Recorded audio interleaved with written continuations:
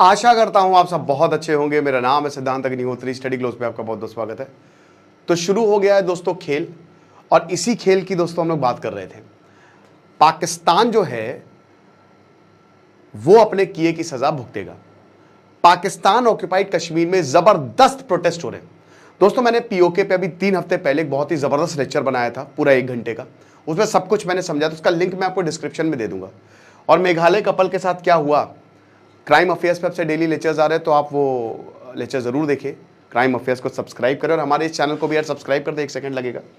लेकिन बड़ी खबर ये आ रही है कि पाकिस्तान ऑक्युपाइड कश्मीर में भयानक प्रोटेस्ट होने लगे हैं। कैसे हो रहा है एकदम से ये सब?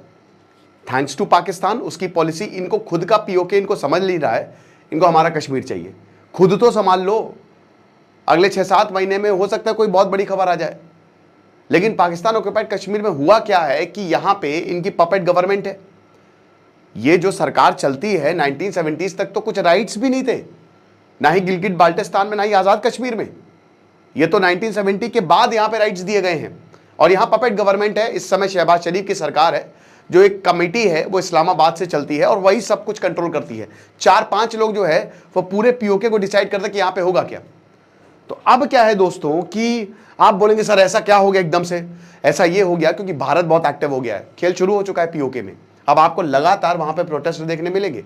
और ये देखिए, अगर वहां पे लोग खुश होंगे तो कभी प्रोटेस्ट नहीं होंगे, ठीक है। जब लोग दुखी होंगे तो प्रोटेस्ट होंगे। डेवलपमेंट एकदम ना के बराबर है। गिलगिट बाल्टिस्तान हो चाहे आजाद कश्मीर हो, आतंक का अड्डा पाकिस्तान ने इसको बना के रखा है। लेकिन ये प्रोटेस्ट जो हैं, अभी पिछले वाले जब प्रोटेस्ट थे, जब भारत ने ऑपरेशन सिंदूर किया था, वो वाले प्रोटेस्ट जो थे वो लैंड को लेकर थे, रिसोर्सेस को लेकर थे। कब्जे पर कब्जा नहीं होने देंगे, ये नारे लगाए गए थे। लेकिन ये जो प्रोटेस्ट हैं ये ट्रेड पॉलिसी को लेकर है, जो पाकिस्तान की ट्रेड पॉलिसी है। और इनका जो क्राउन ज्वेल है, क्राउन ज्वेल इनका काराकोरम हाईवे, ये इनका जो काराकोरम हाईवे है इसको ही ब्लॉक कर दिया। अब ये काराकोरम हाईवे 1966 से है। ये चाइना पाकिस्तान फ्रेंडशिप ट्रीटी के तहत बना था, और ये पाकिस्तान की नींव है, ठीक है। लगभग 1300 किलोमीटर की रोड है ये, और ये नेशनल हाईवे है, एनएच स्टेट हाईवे नहीं, नेशनल हाईवे। यानी कि ये देश को कनेक्ट करता है गिलगिट बाल्टिस्तान से लेकर हसन अब्दाल जो कि पंजाब प्रोविंस है वहां तक ही जाता है, फिर वो 314 से जुड़ता है। तो बहुत इंपॉर्टेंट है, यहां से ट्रेड होता है। चाइना ने बनाया है, एक टूरिस्ट अट्रैक्शन है, क्योंकि काराकोरम रेंज आपको दिखती है, पूरा उसके बीच से ये हाईवे जाता है। लेकिन इसी को ही ब्लॉक कर दिया है, और ऐसा कभी नहीं हुआ। अब अगर आप इसको ब्लॉक करेंगे तो जाहिर सी बात है, ना आप उधर से आ सकते हो ना उधर से जा सकते हो। और जो सीपेक, जो कभी जिंदगी में पूरा नहीं होने वाला, ये सीपेक का एक बहुत ही इंपॉर्टेंट पॉइंट है। एक बहुत ही, कहते हैं ना कि अभी सीपेक कुछ भी नहीं बना है, लेकिन ये काराकोरम हाईवे बहुत पहले बन के तैयार हो गया था, तो उसका बहुत इंपॉर्टेंट अंग है। इसी को ही उठा के ब्लॉक कर दिया। और संडे को तीसरा दिन है दोस्तों, तीसरा दिन, 3 दिन से ये हाईवे ब्लॉक है और लोग हैं सड़कों पे, ठीक है।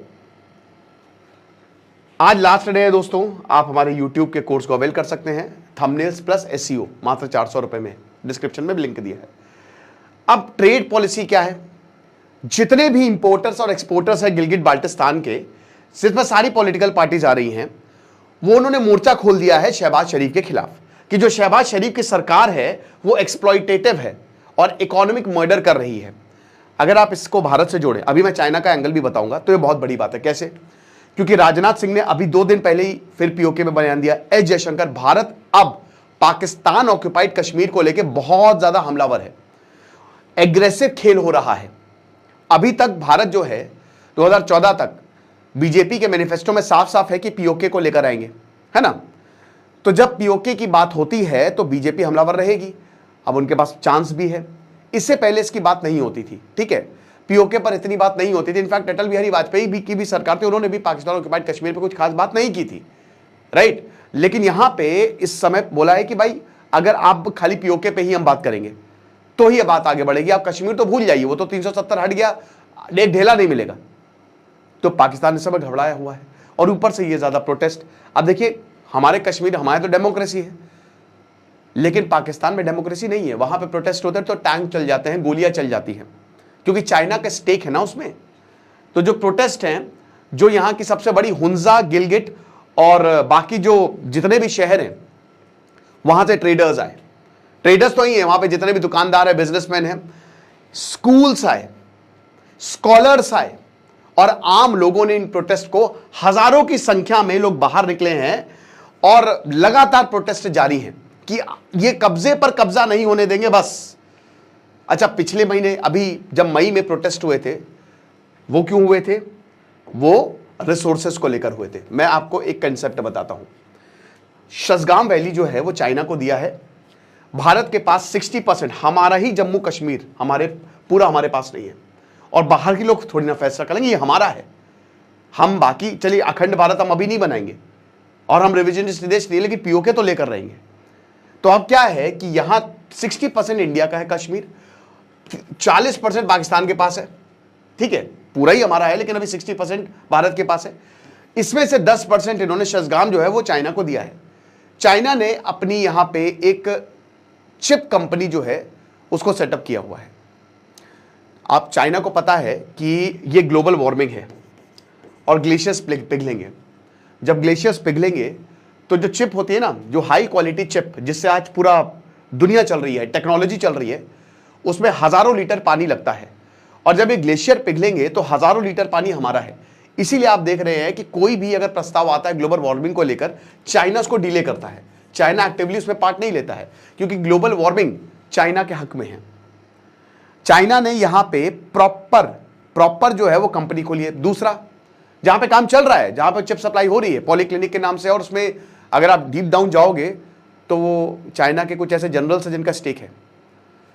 दूसरा पॉइंट ये है कि कश्मीर में एक न्यूज आई थी अभी कि वहां भारत में लिथियम आयन मिला है बहुत ज्यादा, भर भर के।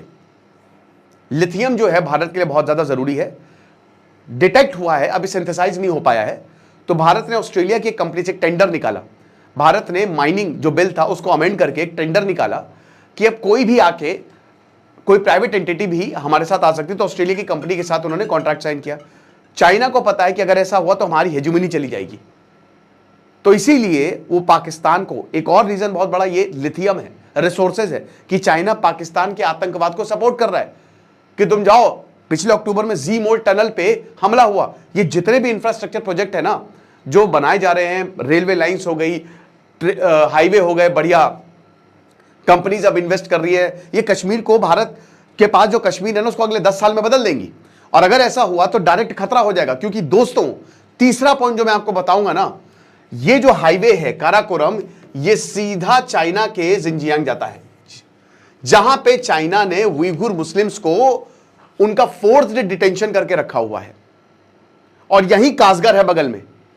कासगर वो रीजन है जहां से चाइना अपना 100% पूरा जो रिसोर्स है सेंट्रल एशिया से यहां मंगाता है, जो मिनरल्स हैं, जो लिथियम है, सब कुछ चाइना यहां से ही मंगाता है।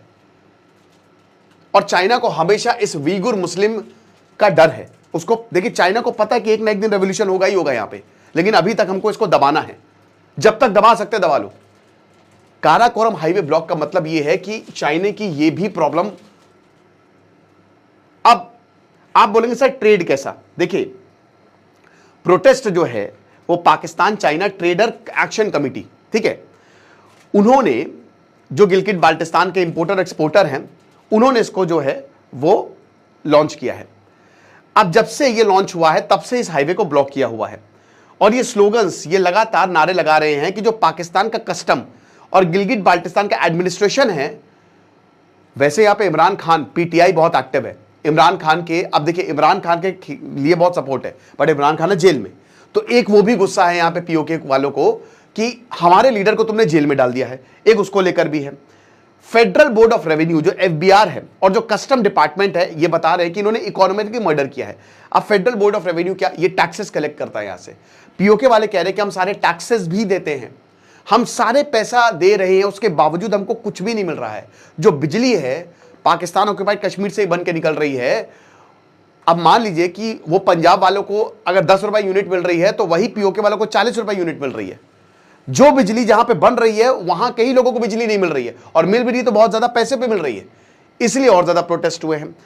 और लोकल लीडर्स ने बोला कि देखिए, हमने बोला, हमने बात की यहां पे प्रशासन से मिलकर कि हम प्रोटेस्ट एंड कर देंगे, हमारी डिमांड्स मान लीजिए। लेकिन देखिए पाकिस्तान का असली चेहरा, ये भारत को हाईलाइट करना चाहिए पूरी दुनिया में। आज से अभी से पाकिस्तान का असली चेहरा यह है कि पाकिस्तान ने बोला कि नहीं मानेंगे, जो उखाड़ना है उखाड़ लो, यह चीज है। अब बात यह है कि यहां पे एक पोर्ट है, राइट, एक पोर्ट है और पिछले 6 महीने से ये चाइना शोस्ट पोर्ट जो है ये बंद है। और ये इकलौता पोर्ट है जहां रोड से सप्लाई आती है और यहां के जो ट्रेडर्स हैं उनको माल पहुंचता है। 6 महीने से ये बंद है, ये खोला ही नहीं गया है, जिसकी वजह से ट्रेडर्स कुछ कमा ही नहीं पा रहे। डेवलपमेंट तो इन्होंने दिया नहीं है।